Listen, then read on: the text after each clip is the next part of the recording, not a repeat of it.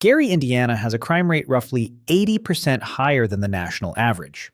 For years, it carried a nickname most cities would do anything to avoid: murder capital of America. But that was never supposed to be this city's story. Gary wasn't founded the way most American cities were. It didn't grow slowly around a river crossing or a trading post. It was built from nothing in 1906 by the largest corporation on earth, U.S. Steel, as a company town for the largest steel mill the world had ever seen. They called it the Magic City because it seemed to rise out of the sand dunes overnight. Later, as it grew into Indiana's second largest city, they gave it an even bigger name: the City of the Century. Today, more than half of that population is gone. Entire neighborhoods sit abandoned. A church that once held 3,000 worshippers now stands roofless, nicknamed God's Forsaken House.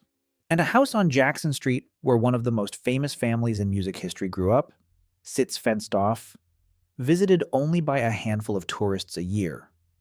This is the story of a city built to be a showcase, and what happened when the company that built it no longer needed it. Chapter 1: A City Built from Nothing. To understand how strange Gary's story really is, you have to start with what was here before it existed, which was essentially nothing. In the early 1800s, this stretch of northwestern Indiana along the southern shore of Lake Michigan was sand dunes and swampland. One early Indiana senator went on record saying this part of the state could never be settled and would never be worth anything to anyone. For decades, that prediction held up. The only residents were a scattering of native communities and a handful of French fur traders passing through. Nobody was building a city here because nobody thought there was any reason to. That changed in 1901, when a New York financier named B.P. Morgan formed the United States Steel Corporation, consolidating a group of smaller steel companies, including Andrew Carnegie's massive steel empire, into the largest, most powerful business the world had ever seen. The first corporation in history worth over $1 billion. It was an almost unimaginable sum of money at the time, roughly equivalent to a meaningful percentage of the entire United States economy concentrated into a single company. A corporation of that scale needed somewhere to build the next generation of steel production, somewhere with room to build the biggest mill on the planet, close enough to Chicago to access its rail networks and labor markets, but far enough away to build entirely on the company's own terms, without the zoning restrictions, competing land claims, or existing political structures that an established city would have brought with it. The Calumet region fit perfectly. It sat almost exactly between the Appalachian coalfields and the iron ore of Minnesota, with direct access to Lake Michigan for shipping and receiving. Raw materials could arrive by boat, and finished steel could leave the same way, cutting transportation costs dramatically compared to an inland location. In 1906, U.S. Steel's leadership picked this stretch of empty dunes to build both a steel mill and, almost as an afterthought, an entire city to house the workers who would run it. They named the city after the man overseeing the project, Elbert H. Gary, the founding chairman of U.S. Steel. Most American cities are named after founders, geographic features, or figures from history. Gary, Indiana, was named directly after a sitting corporate executive for a company that was, at the exact same moment, building the city as an extension of its own balance sheet. Construction moved with a speed that still seems almost unbelievable today. Within 2 years of breaking ground, the Gary Works steel plant was already up and running, and it was, at the time, the largest steel-producing facility on the face of the earth. Crews worked around the clock, laying rail lines, pouring foundations, and erecting mill buildings on land that had, just months before, been nothing but dunes and marsh grass. Contemporary newspaper accounts marveled at the pace of it all, describing a landscape that seemed to transform on a weekly basis, with new buildings appearing where there had been empty sand only a season earlier. This wasn't a city that grew organically over generations and eventually attracted industry. It was industry, built first, with a city added on afterward, because the industry needed somewhere for its workers to sleep. Everything about Gary's earliest years reflected that order of operations. The mill came first, and the city existed to serve it, a relationship that would define this place for the rest of its history. Chapter 2. The Magic City. What happened next was genuinely remarkable, even by the standards of America's fastest-growing industrial boom towns. Word spread quickly that there was steady, well-paying work available in this new city rising out of the sand along Lake Michigan. Immigrants poured in from Eastern Europe, Poland, Croatia, Serbia, Slovakia, Hungary, drawn by the promise of a mill job that didn't require English fluency or a formal education, just a willingness to work brutal hours in brutal conditions. By 1920, nearly a third of Gary's population had been born outside the United States, and another third had at least one foreign-born parent. At the same time, Gary became one of the destinations for the Great Migration, as African-American families left the rural South in search of industrial jobs and an escape from Jim Crow segregation. They came to Gary by the thousands, drawn by the same mill jobs, even as they often found a different, northern version of the same discrimination waiting for them once they arrived. Housing in Gary was frequently segregated by neighborhood from the earliest years of the city's existence, with black workers often restricted to specific sections regardless of their income or standing at the mill, a pattern that would echo forward into the city's later struggles in ways nobody arriving in the 1910s and 20s could have anticipated. The city grew so fast that locals started calling it the Magic City, a place that seemed to have appeared out of nothing, almost overnight, the way a magic trick appears. By 1930, a settlement that hadn't existed 25 years earlier had a population of 100,000 people, a rate of growth that would be extraordinary for any American city at any point in history, let alone one built entirely from undeveloped sand dunes a quarter century earlier. Because U.S. Steel had built the city from scratch, the company's fingerprints were everywhere. It platted the streets. It built much of the original housing stock. It shaped, in ways both subtle and direct, nearly every aspect of daily life for the families who depended on its paychecks. This was a company town in the fullest sense of the phrase. Not a city that happened to have a large employer, but a city that existed because a single corporation had decided it should. That arrangement carried real benefits in the early years. Housing was, by the standards of the era, solidly built and reasonably affordable, because the company had every incentive to keep its workforce close, stable, and satisfied enough to keep showing up for brutal 12-hour shifts. Schools were built quickly to serve a rapidly growing population of workers' children. A grid of straight, orderly streets replaced what had been undeveloped dunes just a few years earlier, radiating outward from the mill gates like spokes on a wheel. But that same arrangement also meant the city's fortunes were tied, permanently and completely, to decisions made in a corporate boardroom rather than by its own residents or elected officials. When U.S. Steel prospered, Gary prospered alongside it, almost automatically. The question nobody was asking yet in the 1920s and 30s was what would happen the day that stopped being true. For a while, though, that arrangement produced something genuinely impressive. Downtown Gary grew into a real urban center, not just a collection of worker housing. A grand hotel called Hotel Gary opened its doors downtown, eventually hosting the kind of guests you'd expect in a much larger city. The entertainer Frank Sinatra among them, according to local histories of the building. In 1926, the City Methodist Church was completed, a spectacular 9-story Gothic revival complex costing over $800,000, an enormous sum for the time, equivalent to well over $10 million today. It wasn't simply a chapel. It included a theater seating 1,000 people, offices, a dining hall, and a full gymnasium, all under one roof. This was Gary announcing, through its architecture, that it intended to be taken seriously, not just as a mill town, but as a genuine American city with its own cultural and civic life. A city that hadn't existed 20 years earlier was now building cathedrals. Chapter 3. The City of the Century.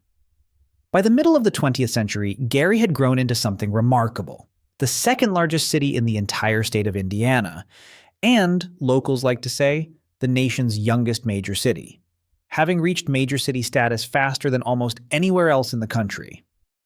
In 1960, Gary's population hit its all-time peak, 178,320 people. That's the number worth holding on to, because everything that follows in this story gets measured against it. At the mill itself, Gary Works employed more than 30,000 people, an enormous concentration of industrial labor in a single facility. With that scale came a new nickname, one that captured just how far this city had come from empty sand dunes in barely half a century. The City of the Century. Downtown Gary at its peak looked, by most accounts, like a real metropolitan center. City Methodist Church held services for more than 3,000 congregants at a time. Union Station, a genuinely grand rail terminal, connected Gary directly to Chicago and to rail lines running across the country, moving both passengers and the steel the mills produced. Theaters, hotels, and department stores lined downtown streets that, on any given Saturday, would have been full of families spending mill wages on a day out. Broadway, the city's main commercial street, was busy enough with shoppers and streetcars that longtime residents still describe it decades later as feeling like a small-scale version of downtown Chicago. Neighborhoods across the city reflected the same prosperity. Families who had arrived as immigrants a generation earlier, or who had come north during the Great Migration, seeking exactly this kind of opportunity, were now, in many cases, homeowners themselves, sending their children to well-funded schools, worshiping in grand churches built with mill wages, shopping in a downtown that could hold its own against much larger cities. If you had stood on a downtown Gary Street corner in 1960, you would have had every reason to believe this city's trajectory only pointed upward. A company built it, an industry sustained it, and by every visible measure, it was thriving. But the same structural vulnerability that would eventually hollow out Youngstown, Ohio, and dozens of other American industrial cities was quietly built into Gary's foundation too, arguably even more deeply, since Gary hadn't grown up around steel the way other cities had. It had been built for steel entirely from the very beginning by the one company that owned nearly every part of its identity.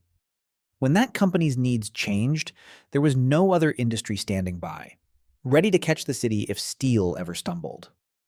There's an important distinction worth sitting with here, one that separates Gary from almost every other city in this genre of story.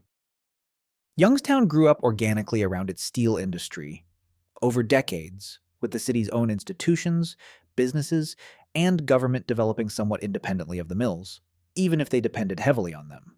Gary never had that independent development. The city and the corporation were, from day one, essentially the same entity wearing two different names. That made the boom years even more spectacular, since U.S. Steel had every incentive to build a genuinely impressive city to house its workforce. But it also meant that when the company's calculus eventually changed, Gary had no separate civic identity to fall back on. It was Steel's city, built by Steel, for Steel, and it would ultimately share Steel's fate almost entirely. Chapter 4. A different kind of fracture. Gary's decline didn't begin with a single dramatic factory closure, the way Youngstown's did. It began in part with something else entirely, a mayoral election. In 1967, Gary elected Richard G. Hatcher as its mayor, making him, alongside Cleveland's Carl Stokes that same year, one of the first African Americans to lead a major American city. It was a genuinely historic moment, one that drew national attention and represented real, hard-won political progress for Gary's black residents, who by this point made up a substantial and growing share of the city's population. For a Rust Belt industrial city built on a foundation of segregated neighborhoods and deep racial division, some historians and longtime residents point to this moment as an accelerant for what came next.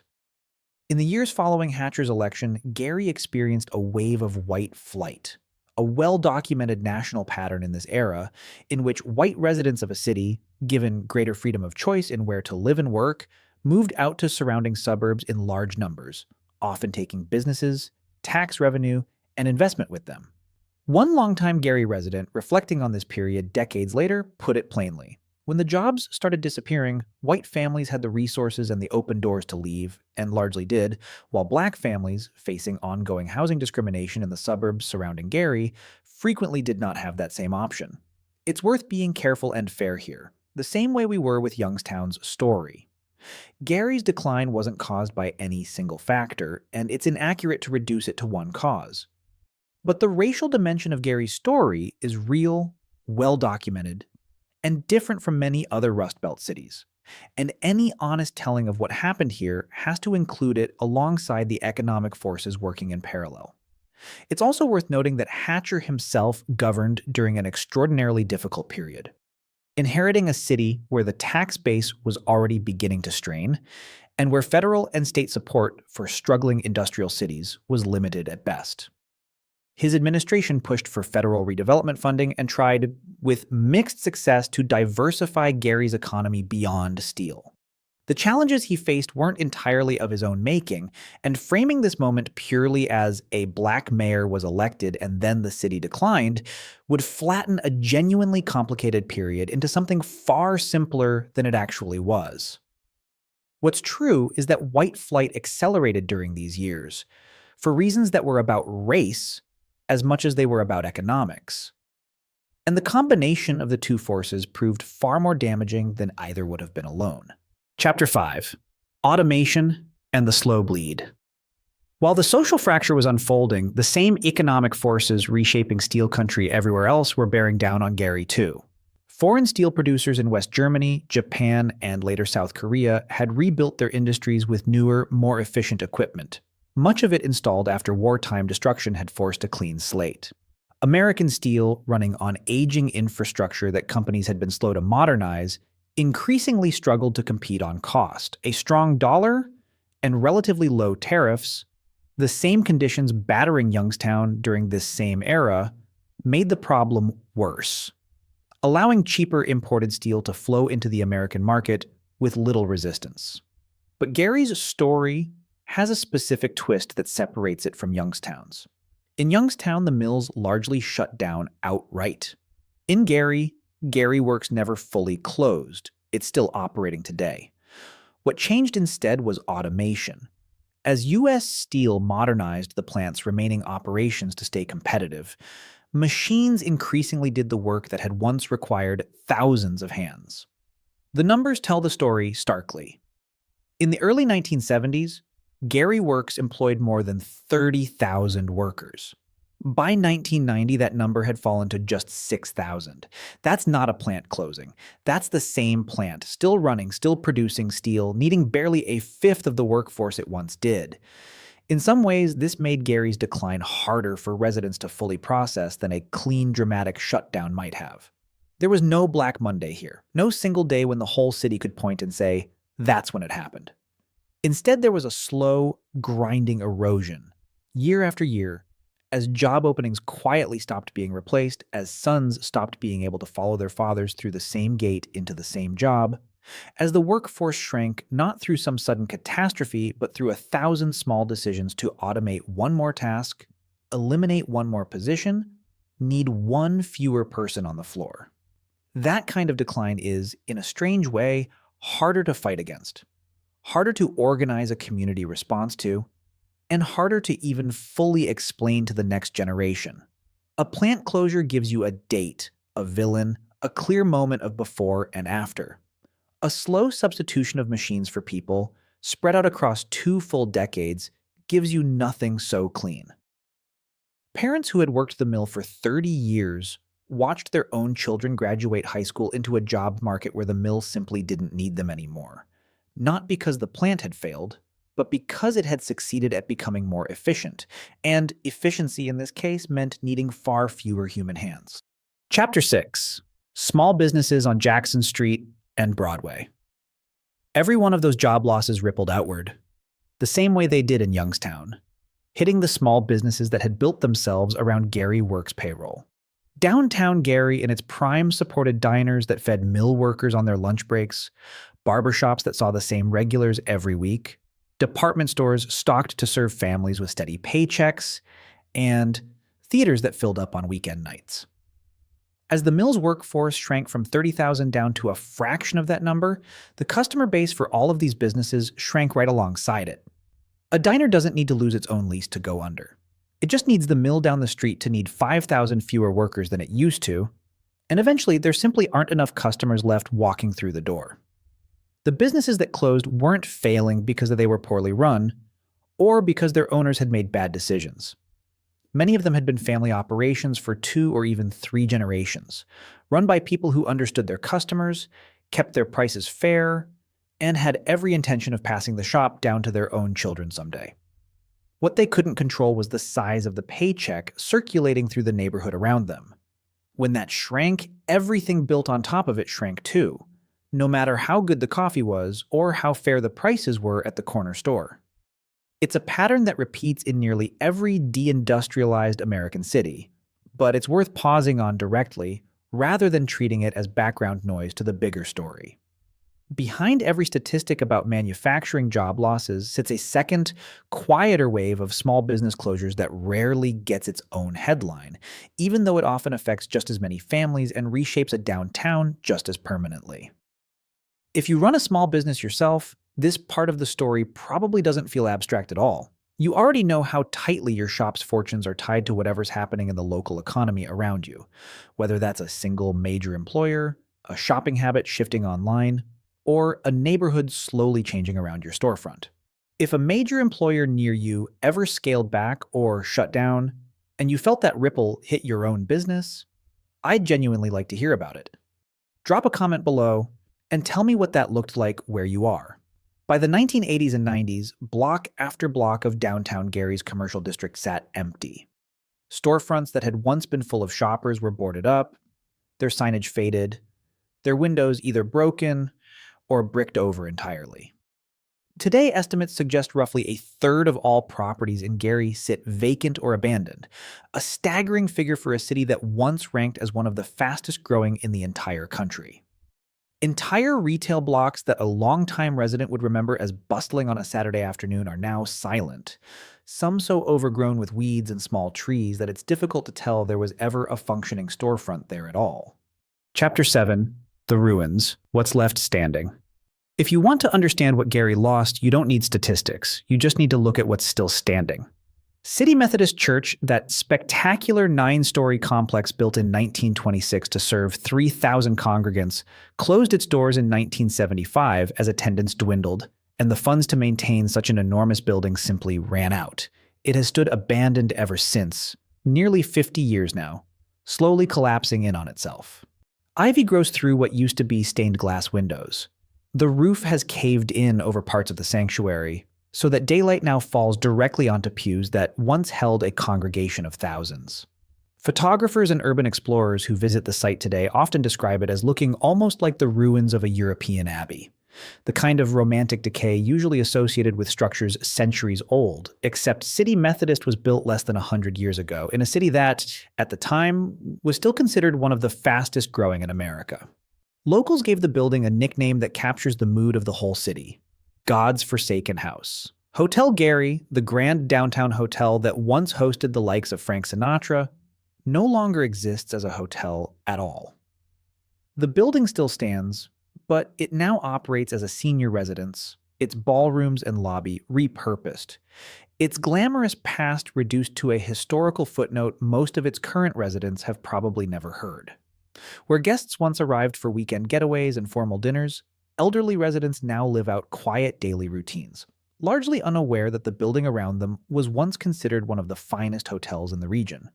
Nearby, a downtown Sheraton Tower once stood, the subject of a renovation promise from an outside investor back in the 1990s that, like several other promises made to the city over the years, never materialized. Gary has, in fact, attracted more than its share of famous names who pledged to invest in its revival, and then quietly moved on without following through, a recurring pattern that longtime residents describe with a kind of weary familiarity, having watched outside interest arrive with fanfare and leave without results more than once. Today, where that Sheraton Tower once stood, there's simply an empty field, weeds growing where a hotel lobby used to be. Union Station, once the grand rail terminal connecting Gary to Chicago and to the rest of the country, sits crumbling and abandoned as well, its ticket windows and platforms silent, its ornate architecture slowly being reclaimed by weather and time. Passengers once moved through this building by the thousands, catching trains to Chicago for a night out, or receiving shipments tied to the mills. Now, pigeons roost where waiting passengers once sat, and the grand hall goes with nothing but wind moving through broken windows. It's a strange, almost haunting experience, driving through downtown Gary today. You'll pass building after building that was clearly, once, genuinely beautiful. The kind of architecture a much larger, much wealthier city would take enormous pride in maintaining. And nearly all of it now sits empty. A museum of a city that used to be here, viewable only through chain link fences and broken windows. Photographers and urban explorers have made something of a subculture out of documenting these ruins, and images of City Methodist Church in particular have circulated widely online, often shared by people who have never set foot in Indiana and know nothing else about the city, drawn purely to the strange, sad beauty of a cathedral being slowly swallowed by nature in the middle of an American city. Chapter 8. The Jackson Family Home. Not every piece of Gary's story is about steel or decline. Some of it is about a small house on Jackson Street. At 2300 Jackson Street, in a modest home built in 1949, a family named Jackson raised 9 children through the 1950s and 60s. The house itself was tiny by modern standards, just a few hundred square feet of living space for a family that would eventually number 11 people. A detail that surprises a lot of people who visit expecting something grander, given how famous the family who grew up there would become. Several of those children would go on to form one of the most successful musical groups in American history, the Jackson 5, and the youngest of them, Michael Jackson, would become one of the most famous entertainers who has ever lived. Their father worked, fittingly enough given everything else this city's story revolves around, in the steel mills, taking on extra jobs to support a household of 11, while pushing his sons toward the intense rehearsal schedule that would eventually make them famous. In a very real sense, this family's rise came directly out of the same industrial economy that built the rest of this city, even as the path they took out of Gary was about as different from a mill job as it's possible to imagine. For a city built almost entirely around heavy industry, the Jackson family represents something genuinely different.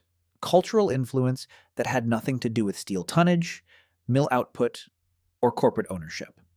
It's Gary's second identity, the way Idora Park served as a second identity for Youngstown, a source of pride and connection that exists entirely separate from the industrial story, and one that reaches an audience worldwide, most of whom have never heard of U.S. Steel or Gary Works at all. Today, that house still stands, largely unchanged on the outside, fenced off from the street, with an honorary street sign nearby designating the block as Jackson Family Boulevard. A small number of tourists make the trip each year, mostly clustering around the anniversary of Michael Jackson's birthday, taking photographs from behind the fence line, unable to go any further than the sidewalk. Local residents have grown accustomed to the occasional visitor wandering the block with a camera, a small but steady reminder that this quiet residential street once produced global superstardom. There have been various proposals over the years to turn the home into a proper museum, none of which have ever fully come together, often stalling over questions of ownership, funding, and estate approval. For now, it remains what it's been for years, a quiet, modest house holding an outsized piece of American cultural history, sitting in a neighborhood that looks very different from the one that shaped the family who once lived there. Chapter 9. Becoming Murder Capital. As Gary's economy hollowed out and its population shrank, the same pattern that hit Youngstown and countless other deindustrialized American cities took hold here too, and in Gary's case, it eventually earned the city one of the most feared nicknames any American city has carried: Murder Capital of America. That label emerged largely in the 1990s, at a moment when Gary's homicide rate, relative to its population, ranked among the highest of any city in the country. Local newspapers at the time ran headlines about the city, fighting to shed the Murder Capital tag, even as it was actively earning it year after year. It wasn't a media exaggeration, or an unfair label pinned on the city by outsiders who'd never been there. It reflected a genuine, sustained public safety crisis that residents lived through directly, year after year, watching neighbors and family members become victims of a level of violence that would have been unthinkable in the Gary of 1960. The roots of that crisis trace directly back to everything we've already covered. As factory jobs disappeared, first through white flight and disinvestment, then through decades of automation, the legitimate economic opportunities that had once defined this city dried up for an entire generation of young people. Where a mill job had once offered a clear, respectable path from high school graduation to a stable adult life, that path largely stopped existing. In its absence, an underground economy, centered heavily on drugs, filled some of the gap, bringing with it the violence that so often accompanies that kind of economy. Poverty, vacant housing, and a shrinking tax base for city services all reinforced each other, making it harder for the city to fund the kind of policing, education, and social services that might have slowed the spiral. The parallel with Youngstown is worth drawing out directly. Both cities lost their defining industry. Both saw poverty and crime climb sharply in the aftermath. But Gary's crisis arrived on top of an already fragile social fabric, one strained by decades of segregation and a company town structure that had never encouraged the kind of independent civic institutions that might have helped absorb the shock. Youngstown, for all its pain, at least had a longer history of community organizations, ethnic parishes, and neighborhood associations that predated the steel industry itself. Gary largely didn't, because Gary itself had been built by the industry in the first place, leaving less institutional scaffolding standing once that industry pulled back. Even today, the numbers remain sobering. Recent FBI data puts Gary's overall crime rate at roughly 80% above the national average, with violent crime rates that place it among the more dangerous small cities in the entire country. Some measures put Gary's murder rate specifically at more than 10 times the national average, a genuinely staggering figure for a city of its size. Property crime, poverty, and population loss have all moved together here, the same way they did in Youngstown, reinforcing each other in a cycle that's proven extraordinarily difficult to break. But it's worth being fair to the Gary of today, not just the Gary of the 1990s headlines. Recent data shows real, measurable improvement. Homicide numbers falling year over year. Coordinated efforts between local police, federal agencies, and prosecutors specifically targeting repeat violent offenders and illegal firearms, with hundreds of illegal guns seized in recent enforcement pushes alone. Gary is not the same city, crime-wise, that earned its harshest nickname 3 decades ago. It remains a genuinely challenged city by national standards, and no honest video about this city should pretend otherwise. But it is not frozen in its worst moment either, and the people living there now, including the police officers, city officials, and residents working on this problem directly, are working visibly to prove that the nickname doesn't have to be permanent. Chapter 10. Gary today. Today, Gary's population sits at a little over 80,000 people, down more than 55% from its 1960 peak. That decline has, in recent years, finally begun to level off rather than continue falling, which local officials and residents alike point to as a genuinely hopeful sign after decades of only going in one direction. For a city that spent nearly 50 straight years shrinking, simply not shrinking anymore counts as real, meaningful progress. Gary Works still operates today, still producing steel on the same shoreline where it broke ground in 1906, even if it employs a fraction of the workforce it once did. The mill remains, in a strange way, the one continuous thread running through this entire story. The same physical plant that started it all in 1906 is still there, still running, a permanent fixture on the horizon, even as everything built up around it has changed almost beyond recognition. Some redevelopment has taken hold downtown and along the lakefront, including a restored beach and bathing area that draws visitors back to a part of the city that had been neglected for years, offering a version of Gary that has nothing to do with steel or crime statistics at all, just a lakefront, restored and open, the way it might have looked to residents generations ago before industry fully took over the waterfront. Local businesses, including a small craft brewery that's become something of a gathering spot in its own right, have opened in recent years. Small but genuine signs that some new civic life is taking root, even in a downtown still surrounded by ruins.